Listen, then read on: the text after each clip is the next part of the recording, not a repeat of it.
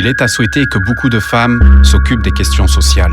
Non pas qu'elles s'astreignent à lire des gros bouquins de nos économistes professionnels, mais qu'étudiant l'être humain en sa constitution, en son organisme, en son histoire à travers les âges, elles pensent ensuite par elles-mêmes sur les données ainsi recueillies. Pourquoi les femmes, me dira-t-on ?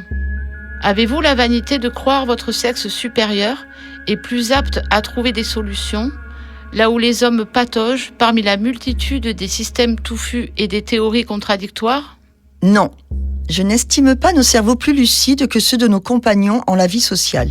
Je crois tout simplement qu'ils sont plus neufs.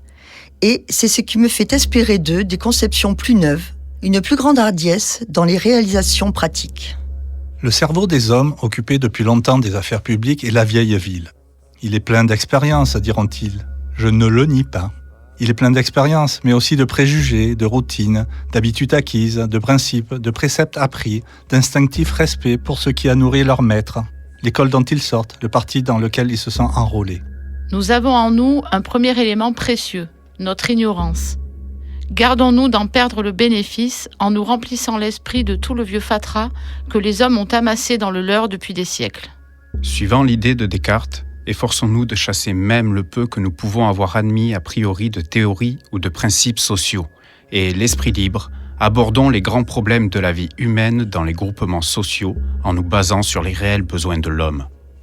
Il serait indigne du mouvement féministe de n'aspirer qu'à suivre et à copier. Élément nouveau dans la vie sociale, il faut que les femmes y apportent une orientation nouvelle, une activité et des conceptions nouvelles. Ne nous attardons donc pas en suppliantes devant les portes qu'on nous ferme. Haussons-nous plus haut, sachons la puérilité des cénacles qui nous repoussent.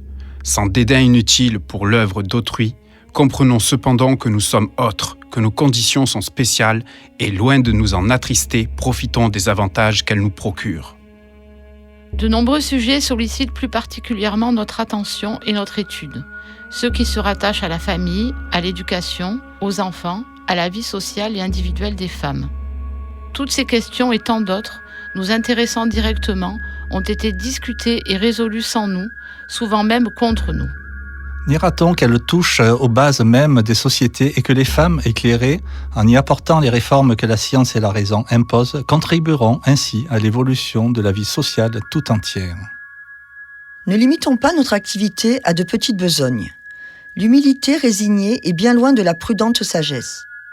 Je pense, pour ma part, que les femmes devraient se donner pour but de réaliser pacifiquement les transformations qui, si souvent, ne s'opèrent que par la violence. Leur œuvre peut être une œuvre de justice. Elles se doivent d'apporter avec elles, dans l'âpreté des relations sociales actuelles, la bonté, l'indulgence que donne le vrai savoir. N'arguons pas pour nous soustraire à cette tâche glorieuse, la situation infime où l'on cherche à nous maintenir. Et sachons que nous occuperons dans la société la place que nous saurons y prendre.